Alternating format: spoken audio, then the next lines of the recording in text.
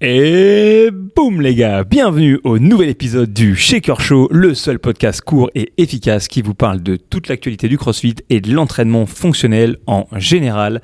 On vous souhaite la bienvenue pour le dernier épisode de l'année 2021. Yes, très content d'être là pour le dernier épisode. Et puis maintenant tu me présentes même plus, ça y est, c'est terminé, je suis chez moi ici, je suis en pantoufle. Mais attends, ça y est, ils savent, ok, on est tels les Minus et Cortex, les Laurel et Hardy, les Batman et Robin, les Rich Froning et James Hobart, ok, du monde du podcast. La coupe de cheveux en moins. Bah, les cheveux en moins. En ce qui me concerne, mais oui, effectivement, les autres de ce podcast, vous les connaissez. Je suis accompagné de Gauthier, ok, coach à CrossFit Louvre 3, level 3, ok, de son état. Et moi, mon prénom, c'est Eli. Et c'est toujours un plaisir de vous recevoir, nos très chers auditeurs et auditrices. Je fais un petit clin d'œil virtuel à la maman de Gauthier, qui nous écoute depuis cette belle ville de Amiens. Quelle belle ville Amiens s'il en faut. Et bisous au coin de la reine. Pas mal. Qu'est-ce que j'allais dire ? Ouais, bah oui, ça y est, on est sorti de Noël, on n'est plus que foie gras et champagne. On a essayé de s'entraîner un petit peu, tant bien que mal, mais tout va bien. Et oui, c'est vrai, c'est la raison pour laquelle cet épisode ne sera exceptionnellement pas sponsorisé par FitAid, la boisson qui rend fit, parce qu'on était plutôt en ambiance veuve clicotte, la boisson qui rend sous.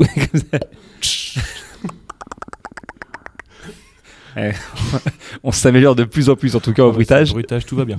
Mais bon, quoi qu'il en soit, les fêtes, c'est déjà passé. Le réveillon, ça a l'air d'être complètement claqué au sol, donc on devrait être tranquille avec ça. Et on est déjà en mode coaching. Ah oui, carrément. Déjà, en plus, hier, on a eu la chance de coacher ensemble sur le 20.2. C'était un redo qu'on a fait hier à la boxe pour décrasser un peu tout le monde des fêtes de Noël, ce qui nous a fait passer un bon moment ensemble.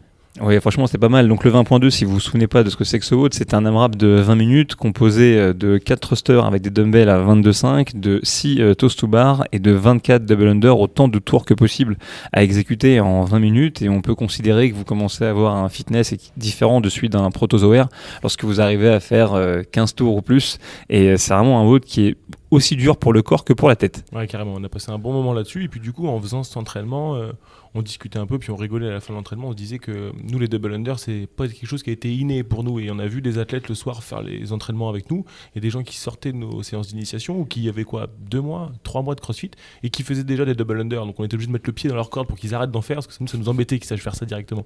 Bah, je te dis la vérité, c'est que déjà, pour la chance que j'ai, moi quand j'ai démarré le CrossFit, de toute manière tu voulais une speed rope, c'était un truc qui était introuvable, donc j'ai appris les double under avec des cordes en caoutchouc à 6 € de chez Decathlon, et sans déconner, ouais, ça m'a pris plus d'1 an pour apprendre à faire ça, sans coaching, sans ressources extérieures. Et j'ai même le mec qui m'a mis au CrossFit qui s'appelle Fabien, il se reconnaîtra, lui je pense que ça lui a pris plus de 3 ans. Pourtant moi je suis un bon pote, dès que j'ai pu je lui ai offert une corne, ok, un peu faite pour ça. Et cette espèce d'enfoiré qui était originaire de Nice, et pendant ses vacances à chaque fois il m'envoyait une photo de la corde dans un arbre en disant ça m'a saoulé, je l'ai accroché là, je reprendrai l'an prochain. Elle s'en servait pour prendre le linge. Ouais, non, mais carrément, c'est vrai qu'on a toujours eu des mouvements qui nous ont posé un peu de soucis. Et c'est vrai que de voir les gens qui progressent de plus en plus vite sur les mouvements, ça nous a rappelé qu'il y a certains trucs qui pour nous n'étaient pas innés. On a quand même dû aller chercher toutes les étapes, et ça nous amène un petit peu au thème du jour qui va être le demonstrating. On en parlait la semaine dernière, on parlait un peu du brief, si vous avez écouté un peu l'épisode de la semaine dernière, et on disait qu'on devait démontrer les mouvements. Et c'est quand même quelque chose qui est super important pour nous, de démontrer la bonne mécanique du mouvement. Disons que la démonstration, première chose, en termes de consignes et de transmission de connaissances, ça contribue déjà peut-être à 50% de ce que vous allez faire, dans le sens où les gens, finalement, ils comprennent que de 3 manières différentes. Concrètement, ils comprennent en entendant l'information, ils comprennent en la visualisant, et ils comprennent en la faisant. Donc la démonstration, c'est vrai que c'est quelque chose de très important, et ça peut mettre de la pression sur les épaules d'un coach, de se dire, est-ce que la qualité de ma démonstration est suffisante pour que je me mette en position d'enseigner ? Et c'est vraiment une question qui mérite d'être posée et qu'on peut creuser un petit peu. Ouais, carrément. Si vous êtes comme moi et que dès qu'une phrase fait plus de 3 mots, vous décrochez et vous commencez à regarder à gauche, à droite, la démonstration, ça peut être quelque chose de vachement utile, et ça peut servir votre propos de manière vachement plus simple que des mots. C'est clair.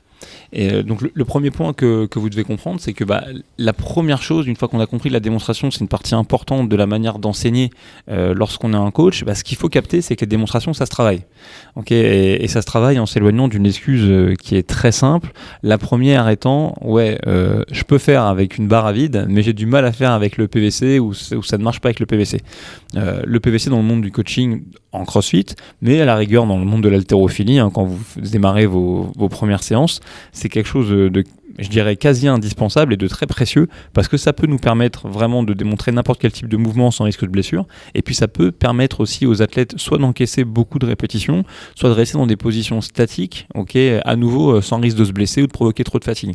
Donc le premier jeu, je dirais, ça consisterait pour un coach à tenter de se filmer sur l'intégralité des mouvements de base à poids de corps et avec le PVC pour déjà avoir une meilleure perception de la qualité initiale de ces mouvements. Ouais, c'est clair, il faut vraiment faire un feedback honnête par rapport à ce truc-là. Moi, c'est vraiment une des qualités des coachs qui me paraissait la plus difficile à appréhender. Le demonstrating, c'est un truc qui est super dur pour moi là-dessus. Mais ça va carrément vous aider. Et puis, vous allez voir votre classe. En fait, eux ne mentent pas. Si vous tendez pas les jambes quand vous sautez au push-jerk et que vous voyez les 3/4 de votre classe qui n'a pas tendu les jambes, c'est que vous ne l'avez pas fait pendant la démo. Moi, je m'en suis rendu compte à maintes reprises. J'ai vu des gens en position de deadlift. Ils n'étaient pas du tout dans la position que moi, dans ma tête, je pensais avoir. Et quand je me suis filmé, je me suis dit, ah oui, d'accord, ok, j'ai compris pourquoi les gens n'avaient pas la bonne position. Je ressemblais à une tortue ninja. Il y a un autre truc aussi qui est important, c'est que on dit en quoi la démonstration c'est important. La démonstration c'est important, surtout si on commence vraiment de manière consciente à réfléchir au mouvement qu'on est en train d'exécuter, comment est-ce qu'on est en train de l'exécuter et en fait dans quel but. Ce que je veux vous dire, c'est que toutes les démonstrations entre guillemets ne se valent pas et que, admettons, si vous avez envie de faire un squat dans lequel vous allez surtout parler, aujourd'hui c'est votre focus pédagogique, disons de l'engagement des hanches vers l'arrière et vers le bas lors d'initiation du squat, et ben en fait ça doit influer quelque part un peu votre démonstration, pas au point de polluer complètement votre mécanique, mais au moins vous devez envoyer un message évident là-dessus à vos athlètes quand vous êtes en train de bouger. Pourquoi ? Pour que ce que vous démontriez soit en train en fait de soutenir ce que vous êtes en train d'enseigner. Donc non seulement il faut être capable de démontrer les mouvements très correctement, mais en plus, à dire vrai, il faut être capable d'ajuster légèrement sa démonstration en fonction du point pédagogique qu'on va enseigner, notamment quand c'est du dynamique. Donc initiation d'un mouvement, bon timing, bon retour de barre, position plus ou moins gainée dans de la gymnastique suspendue, bref, tous ces éléments-là sont importants. Ouais, c'est vrai que ça va mettre le point, ça va mettre la lumière sur un élément super important dans le demonstrating. Donc c'est une des qualités du coach qu'il faut travailler en même temps, et elle a sa place dans le briefing, mais elle a aussi sa place dans votre enseignement spécifique d'un mouvement, ou en tout cas vous ne devez pas faire bouger, ou vous ne pouvez pas trop faire bouger vos athlètes sans leur avoir montré ce que vous leur demandez pendant ce mouvement-là.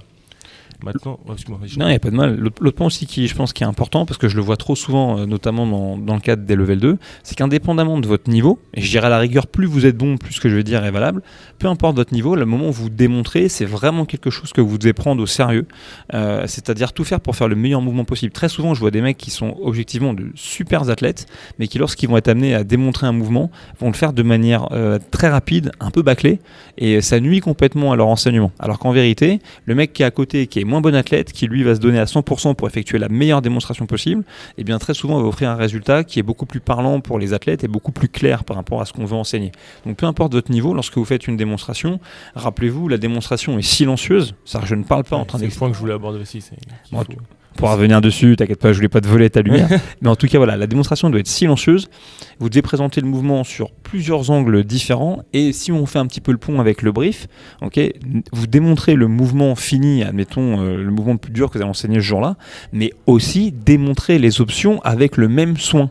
De manière à ce que l'athlète qui est concerné par l'option, il se rende compte que c'est un vrai mouvement et c'est pas une substitution, désolé de dire ça, merdique que vous avez mise en place parce que vous estimez toi t'es pas assez bon donc tu vas faire ça. Non. L'idée, c'est d'apporter les bons challenges. Donc, je démontre le challenge final et je démontre dans mon briefing, pourquoi pas le challenge le plus abordable, mais toujours avec du sérieux pour que la personne se rende compte si elle est concernée par ce mouvement-là. Exemple, une presse assise au lieu d'effectuer un handstand push-up, que le mouvement, on va pas le faire n'importe comment et que notamment, il va pouvoir très bien se transférer avec le temps au mouvement final. Ouais, c'est intéressant ce que tu dis, ça amène de la valeur et ça garde de la valeur pour chacun sur ce truc-là. Hier, on a eu l'exemple, quand on faisait des toast to bar par exemple, si on a des gens qui avaient les mains un peu abîmées, on leur disait de travailler au sol, mais la valeur de ce travail-là était la même que celle du toast to bar. Donc effectivement, il faut essayer de garder autant de sérieux sur ce genre de choses que sur les options RX, quoi. Ne mettez pas le RX sur un piédestal et dire sinon vous ferez des sit-ups et ça ressemble à ça. Hop, terminé. Quand tu le démontres. Quand tu le démontres, effectivement, ouais, carrément. Mais maintenant, ça mène à un truc en plus, c'est que si dans l'entraînement du jour, il y a des mouvements où vous n'êtes pas encore très à l'aise en tant que coach quand vous pratiquez ces mouvements-là, qu'est-ce quel serait le meilleur schéma, la meilleure idée pour venir à même sur ces mouvements-là? Bon, je pense qu'il y a plusieurs choses. Déjà, il faut qualifier qu'est-ce que c'est qu'un mouvement sur lequel on n'est pas à l'aise. Tu vois, tu le sais, moi j'ai pas arrêté de me péter. Encore aujourd'hui, j'ai un air squat qui est pas revenu à ce qu'il était auparavant. Donc déjà, dites-vous, quand vous avez une limitation dans vos démonstrations, il y a quand même très souvent des moyens de contourner cette limitation. Vous n'êtes pas le grand professionnel de l'haltérophilie olympique. Une nouvelle fois, hein, je le dis, je le répète, travaillez avec le tube en PVC vous laissera en sécurité. Votre squat n'est pas parfait. Présentez peut-être le côté entre guillemets de votre corps sur lequel les mécaniques sont les plus cool ou les moins pourris, hein, les plus avantageux. Exactement. Montrez vos côtés les plus avantageux. C'est mon bon profil, point photographique, c'est mon bon profil. Regarde, fais là mon caméra, hop là. Mais effectivement, il y a de ça. Faut que j'arrête avec les accents parce que non, mais je me rends compte c'est hyper stigmatisant potentiellement. Bon, souvent le même en plus. Après, je sais pas trop quel accent c'était ce truc-là parce que j'ai voulu un peu parler à un truc genre brésilien ou sud-américain et c'est ressorti. Ah bah voilà, bah c'est parfait. Tant mieux si tu l'as reconnu. En plus, c'est bien. Maintenant, c'est misogyne en plus d'être c'est parfait. Top ce podcast. mais quoi qu'il en soit, non, je dirais le vrai challenge après en tant que coach pour les démonstrations, c'est comment est-ce que je fais pour effectivement démontrer un mouvement dont le niveau technique dépasse mes capacités. Et je vous dirais mon premier conseil, et parce que moi je suis coupable de ça à mon niveau, c'est avant de dire que le mouvement il est trop complexe, avant de le mettre dans votre prog, est-ce que quand même vous avez vraiment pris le temps, ne serait-ce que pendant 2 ou 3 semaines, de tenter de travailler ne serait-ce que pendant du skill, la difficulté que vous allez proposer à vos athlètes? Je m'explique. Les triple under, ok. Moi personnellement, c'est un mouvement que je ne maîtrise pas, honte à moi. Okay, mais en toute honnêteté, est-ce que j'ai vraiment pris le temps, dans mon quotidien de coach, de travailler ce mouvement-là? La réponse est non. Autre exemple, la rampe de marche sur les mains qui devient quand même un basique de la compétition. Plus, c'est clair. Tout le temps. Tu sais pas faire ce truc-là, tu peux oublier d'aller faire les compétitions sérieuses qui sont à peu près d'échelle nationale ou régionale plus. Tu les feras pas si tu sais pas faire ça. Et voilà, à nouveau ça, moi c'est quelque chose encore que je ne sais pas démontrer. Je travaille dessus, mais quelle est la véritable raison? Moi j'ai eu à démontrer ce truc-là aux régionaux. Quand je faisais partie de la démo team, on ne savait pas que ça allait sortir, ils nous ont sorti ça de sous une bâche, ils nous ont dit voilà, est-ce que vous savez passer par-dessus ça? Bon, je me suis vite rendu compte que la réponse était non, mais c'était les régionaux de mémoire 2018, on est en 2022, en 4 ans. En 4 ans, la responsabilité c'est la mienne, je me suis pas entraîné, donc forcément je n'ai pas progressé. Alors que si tu me poses la question, je te dis franchement, je sais que c'est complètement dans mes capacités d'apprendre ça. Donc la première chose, c'est il y a les choses qui sont simples mais sur lesquelles vous êtes un petit peu abîmé, présenter les choses du bon côté pour que ce soit efficace.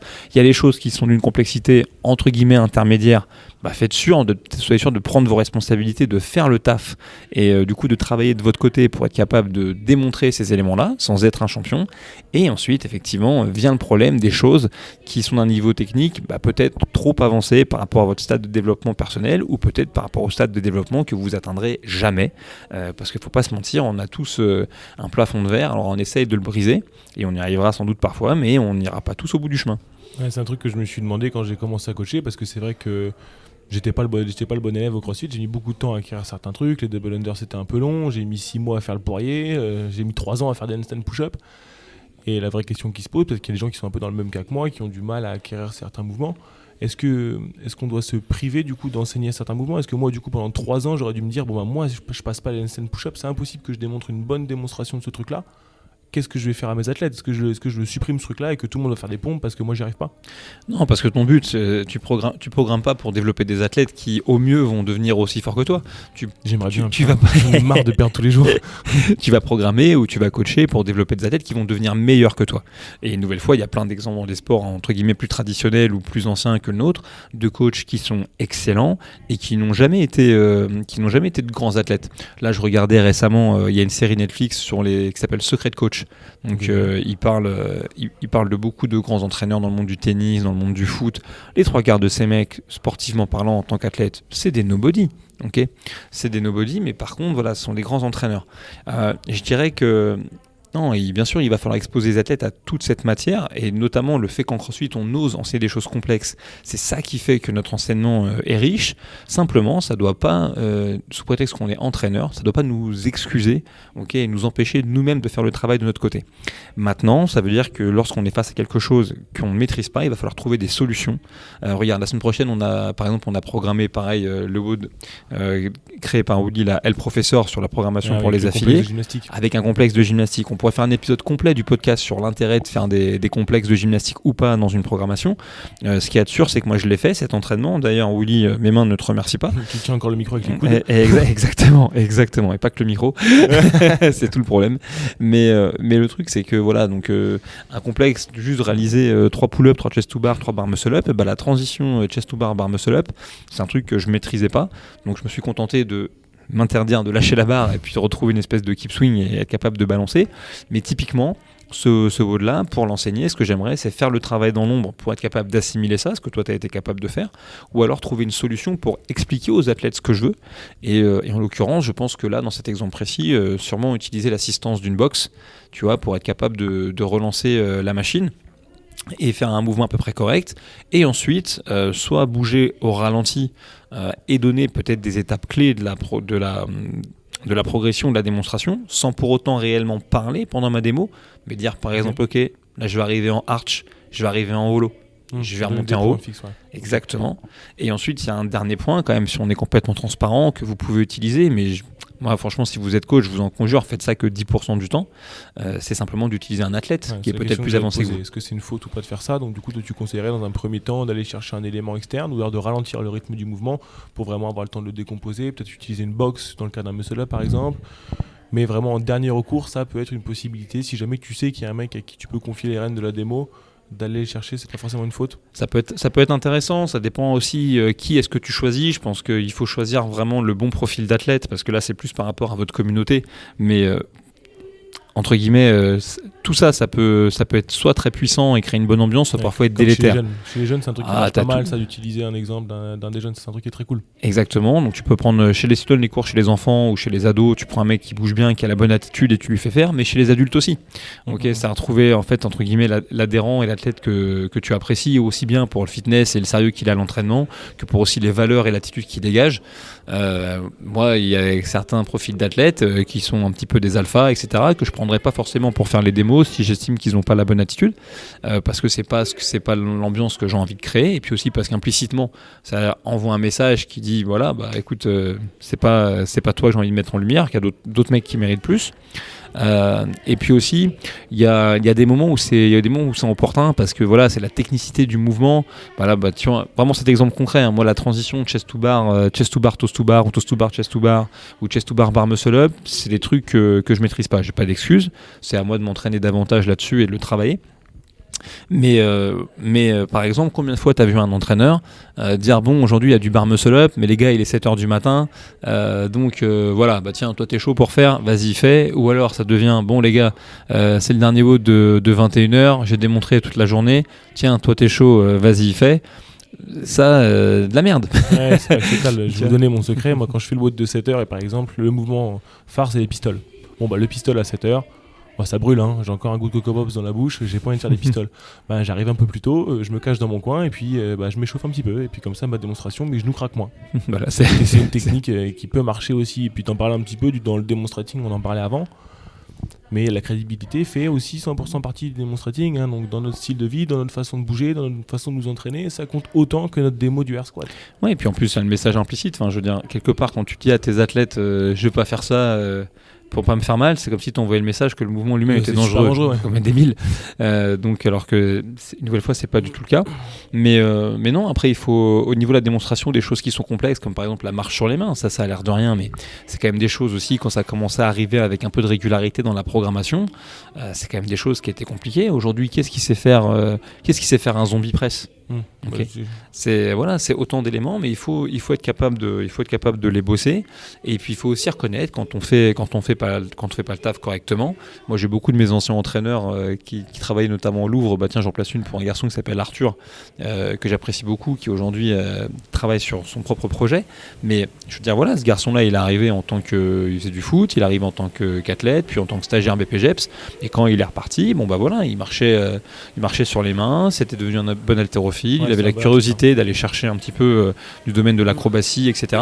Donc voilà, c'est juste ils ont été faire ce travail-là. Après, attention, on est quand même dans le monde du CrossFit, donc il faut pas toujours le faire au détriment de l'intensité, parce que ça c'est quand même le pendant aussi, de vouloir faire tout un tas de mouvements techniques et à un moment donné d'être incapable de se taper dans la gueule, parce que on parle de la démonstration, et la démonstration c'est les mouvements, mais c'est aussi le spirit et le lifestyle qui va avec le CrossFit, et donc vous pouvez être un mover extraordinaire, bouger fantastiquement bien. Bon, si vous n'êtes pas capable de vous foutre la gueule dans le seau et de vous taper fort pendant les WOD, franchement selon moi vous n'êtes pas non plus très bon dans le demonstrating. Et un très bon exemple de ça, c'est un mec comme Matt Dubruck par exemple, qui est seminar staff, qui est Flowmaster aussi, qui est au Québec, que beaucoup de Français connaissent, parce que vu qu'il est francophone, ça crée les ponts facilement. Je veux dire, Mathieu, c'est pas le mec qui démontre le mieux, entre guillemets, les mouvements. Attention, hein, il fait tout, il s'entraîne vraiment très régulièrement, etc. Mais aussi parce que c'est un mec qui a démarré sur le tard et qui a certaines restrictions, c'est pas le meilleur en démonstration. Par contre, ouais, c'est un sacré athlète, hein, Mathieu. Oui, et dans l'amour de l'entraînement, et dans l'envie qu'il a, et dans sa capacité à se taper dedans, bon bah voilà, sa démonstration, elle fonctionne bien. Et ce qu'il y a de bien, c'est que par rapport à l'intensité, hormis les blessures, j'entends, et encore que même mon raisonnement n'est pas valable, puisque même là on adapte, là ce qu'il y a de cool, c'est que t'as pas de... Il n'y a pas de bonne raison, il n'y a pas de raison plausible de ne pas pouvoir se mettre dans l'intensité. Enfin, tu vois, si tu es entraîneur. Adapté, tu peux rouler. Donc, tu vois, la question, l'importance des démos, c'est l'importance des démos des mouvements, c'est sûr. C'est l'importance des démos et de la croyance, vraiment, la conviction qu'on a dans l'intensité, dans l'entraînement et dans la variance dans ce qu'on fait à l'entraînement. Et ça, c'est des choses, si vous avez décidé de coacher, vous devez être raccord avec ça à 1000%. Et puis après, comme tu l'as dit, les mouvements, on a le temps de se développer. Mais tout ce qu'il faut faire, c'est être conscient de l'importance que ça a et d'être conscient que dans le coaching, il y a ce travail-là qui se rajoute par rapport à celui de l'athlète. C'est que dans le coaching, à un moment donné, vos démonstrations, il va falloir les travailler. Mais peut-être non. Peut-être un peu comme un athlète qui travaillerait aussi sa capacité à travailler selon les standards de la compétition qu'il a envie de gagner, parce que voilà, il a des points de passage obligatoires et c'est des difficultés imposées et c'est comme ça. Carrément, pour revenir un peu là-dessus et par rapport à ma petite expérience là-dessus, c'est vrai que le fait d'avoir du mal à acquérir les mouvements et de travailler là-dessus, ça a aussi eu des côtés positifs. Ça n'a pas eu que ce côté de effectivement je sais pas faire ce mouvement là donc ça va être plus compliqué de l'enseigner. Ça a aussi eu ce côté de je suis passé par tellement d'étapes que je connais tous les sentiments que les athlètes peuvent rencontrer par rapport au fait d'avoir peur de se mettre en handstand, par exemple si on regarde le handstand push-up, d'avoir peur de chaque étape. Je les ai vécus, donc je peux vraiment ressentir et avoir de l'empathie pour chaque athlète à chaque étape. Et ça, c'est un truc qui est super précieux. Parce qu'on a tous eu ce pote à qui on a expliqué regarde la marche sur les mains, ça ressemble à ça, il faudrait que tu fasses un peu ça. Ok. Et il fait 10 mètres directement. Donc c'est un peu frustrant, mais ce mec-là, est-ce qu'il sera un bon entraîneur? Est-ce qu'il pourra démontrer? Ou est-ce qu'il va se contenter de dire regarde, je me mets sur les mains et j'avance? Je crois que ça, c'est un sujet que, pareil, j'aborde aussi souvent, c'est que effectivement, plus en tant qu'athlète, on a galéré pour progresser, plus très souvent on a trouvé nos propres clés pour progresser. Et ces clés, c'est autant de consignes potentielles pour les athlètes. C'est ça, en fait, ça fait une boîte à outils hyper riche. Et de toute façon, le coaching, c'est ça, c'est un travail d'empathie, c'est un travail de transmission et de transfert d'émotions. Donc si vous n'arrivez pas à vous mettre dans les baskets de la personne que vous coachez, vous risquez d'être vite limité. Donc effectivement, il faut se nourrir de ça. Et puis même, on disait, voilà, on doit faire le travail, nous, pour progresser progressivement, bien joué, mais en tout cas pour arriver aux mouvements les plus complexes. Cela étant dit, c'est très puissant pour vos athlètes de voir que, indépendamment du niveau que vous pouvez avoir, vous continuez vous-même à travailler, que parfois sur certains cours, vous pouvez admettre aussi vos limites et dire voilà les gars, aujourd'hui, pour les plus avancés, on va travailler sur la rampe, c'est quelque chose que moi je maîtrise pas encore. Néanmoins, le concept de base, c'est de marcher sur les mains et de provoquer davantage de déséquilibre à l'approche de l'obstacle pour être capable de monter. J'ai 2 clés sur lesquelles moi je travaille en ce moment, et puis peut-être qu'un jour il vous voit enfin être capable de réussir cet obstacle, et puis ce jour-là ça démontrera aussi que au-delà de tenter d'apporter des clés, c'est pas que du discours, c'est pas que des mots, vous aussi vous avez emprunté ce chemin-là, et que donc vous êtes non seulement vous êtes convaincant parce que ça fonctionne, vous êtes convaincu parce que vous passez par le même process, et finalement tout ça devient un cercle vertueux. Bien, carrément. En conclusion un peu de cette idée de la démonstration, elle est super importante pour servir votre propos. Et si vous n'arrivez pas encore à faire les mouvements, c'est pas une fin en soi, en travaillant dessus, vous démontrerez plus de choses positives en termes d'abnégation, en termes de pratique de la méthode, que de choses négatives. Les athlètes ne se diront jamais ce mec-là il sait pas le faire, il peut pas me coacher. Si vous voyez travailler, tout donner et essayer d'aller chercher ces mouvements-là en mangeant la même soupe que vos athlètes, je pense que ça n'aura que du positif. Et tu termines sur un truc qui est important, c'est que en vrai de vrai, si vous avez décidé d'entraîner en CrossFit et de devenir coach, c'est quand même que vous avez la conviction que les gens que vous allez entraîner, peu importe où ils sont, ils sont en capacité de progresser. Okay, et ça, du coup, c'est hyper important et ça doit aussi vous libérer vis-à-vis de vous-même. Parce que si vous pensez que vous ne pouvez pas coacher parce qu'en fait, vous ne savez pas comment faire le mouvement X ou Y, ça veut presque dire que vous n'êtes pas convaincu par la propre méthode que vous enseignez. Alors qu'en vérité, le CrossFit a ce truc magnifique qui va non seulement vous apprendre plein de choses sur vous en vous confrontant, alors qu'on vit dans un univers assez policé, comme des sensations qui sont un peu âpres, hein, l'intensité, ça fait ça. Ouais, c'est ça, c'est un peu âpre. Un peu âpre, un peu. C'est ce que j'ai senti hier après le 20.2. Je me suis dit, putain, il est vachement âpre, c'est 1.2. Et puis en plus à côté de ça, voilà, ça va vous apprendre aussi tout un tas de mouvements. Il faut en être convaincu et il faut savoir que vous allez faire la même chose pour vos athlètes. Ouais, carrément. Donc voilà, en conclusion, la démonstration, c'est cool. Bon, là on est entre Noël et le jour de l'an. Donc au jour de l'an, j'imagine que vous avez tous le même programme que nous, une baignoire de champagne en mangeant des langoustines. Mais qu'est-ce qui va nous arriver début janvier? On en a un peu parlé la dernière fois, mais effectivement les qualifs du French reviennent. Oui, les qualifs du French reviennent et ça va démarrer par l'ouverture des inscriptions au French Redone. Une nouvelle fois à partir du 3 janvier, vous aurez l'opportunité de vous inscrire pour vous lancer dans ce qui sera sans doute l'événement compétitif de cette année, avec une finale qui est prévue pour le dernier week-end de juin. Franchement, ça va casser des bouches dans tous les sens. Plus tôt vous êtes inscrit, plus tôt vous mettez en projet. Le 3 janvier va marquer un petit peu le début des ouvertures. J'ai entendu qu'un mec hyper sexy que je connais avait tourné une petite vidéo teaser qui sera utilisée pour faire la promo de l'événement et qui sera diffusée sur les réseaux dans pas longtemps. En tout cas, c'est une véritable fête et qui démarre là. Donc des qualifications ouvertes dès le mois de janvier, mais sans doute des épreuves de qualification qui, elles, se dérouleront sans doute après la phase de l'Open. Ouais, l'Open devrait commencer. Je crois que j'avais les dates sous les yeux la dernière fois, je sais plus comment ça a commencé. 24 février. Voilà, 24 février, début des Open 2022. Donc ça devrait passer juste après tout ça. En tout cas, moi, si j'étais dans une bonne box affiliée qui a envie d'aider un petit peu ses athlètes à progresser, c'est sûr que j'espère que dans la prog, ils rajouteraient 2-3 petits modules pour chauffer pour les Open, hein, notamment le cœur et le gros volume de gym. Effectivement, ce serait plutôt cool d'en parler. Et donc du coup, ouais, carrément, il faut commencer à se préparer un peu tout ça, sans biaiser forcément le programme, mais on peut essayer de se tourner un peu plus vers les Open, parce que pour dédouaner un peu tout ça, je pense qu'on en parlera un peu plus précisément des Open dans un autre podcast. Ce n'est qu'un test de notre fitness. Moi, en tout cas, j'ai pas prévu de me qualifier cette année parce que j'ai déjà réservé mes vacances. Mais ça me permet juste de voir que je suis capable de faire un wall climb de plus. Ouais, mais après, on a tous le droit d'avoir différentes ambitions. Des gens, leur ambition première sera de s'inscrire pour la première fois à l'Open et peut-être faire l'intégralité des WOD. Il y en a d'autres, je t'avoue, moi, que si j'arrive à me qualifier dans le 10%, des mecs les plus fit de ma catégorie de vieux, je serais content. Dans les 10% des mecs les plus fit de la catégorie des pas vieux, alors là, laisse tomber, je touche plus le sol. Et voilà, et on avance. Et c'est l'avantage quand même du nouveau format de la saison des Games qui a été traîné depuis l'année dernière, c'est que l'air de rien, le système Open, quart de finale, demi-finale, ça permet quand même d'alimenter, de donner à manger à plein de profils d'athlètes différents.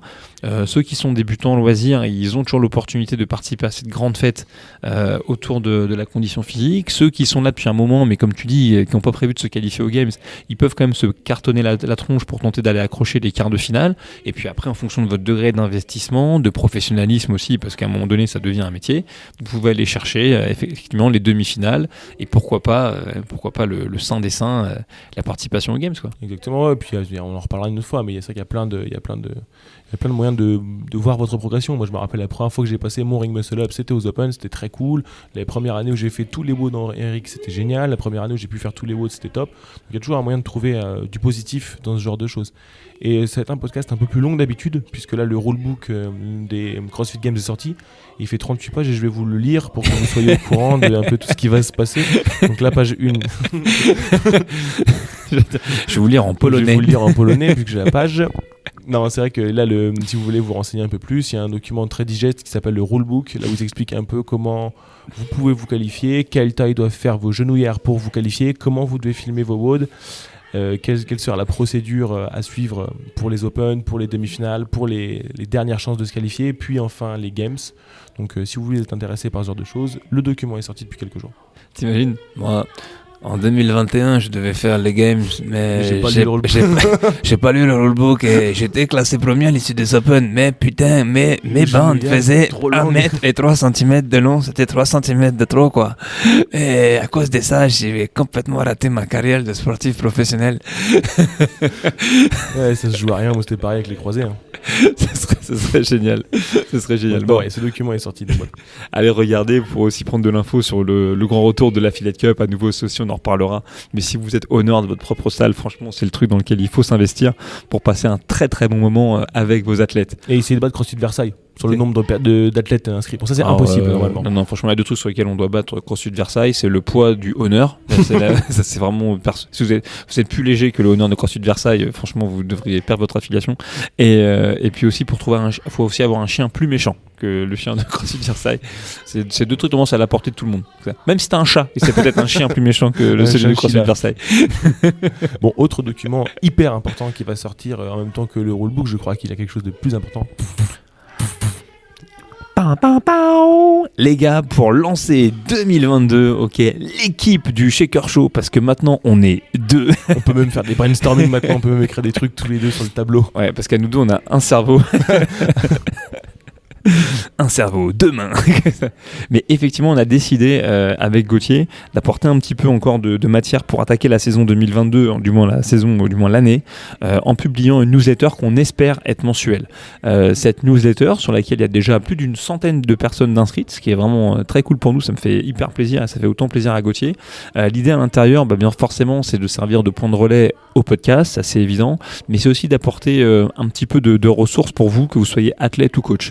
Si vous êtes athlète, c'est peut-être sur des tips ou des tutos autour de certains mouvements. Si vous êtes coach, c'est sans doute pour vous montrer des plans de cours type, okay, sur des WOD plus ou moins challengeants que vous pourriez être amené à donner dans vos propres salles. Donc on se sert en support de la programmation sur laquelle on travaille conjointement pour les salles affiliées, mais comprenez qu'en vérité l'idée c'est vraiment d'avoir quelque chose d'open source et qu'à nouveau s'il y a des gens parmi vous qui nous écoutent qui ont envie de contribuer à cette newsletter, qui ont envie de montrer un petit peu ce qu'ils font en termes de travail, c'est avec grand plaisir qu'on repartagera, et puis on fera aussi un petit peu le lien si vous avez besoin d'avoir un peu d'infos sur les prochaines dates de formation qui sont délivrées par CrossFit ou avoir peut-être certains retours sur certaines d'entre elles. Voilà, ce sera avec grand plaisir. On espère que vous serez très nombreux à souscrire à cette newsletter et on fera tout pour qu'elle se fasse de manière mensuelle, on fera tout pour en faire un outil un peu cool et amener de la vraie ressource pour vous aider à coacher. Et promis, voilà le bilaï, si je perds mes dents, on mettra une ou deux références d'autolaveuses. Notre test des autolaveuses de l'année.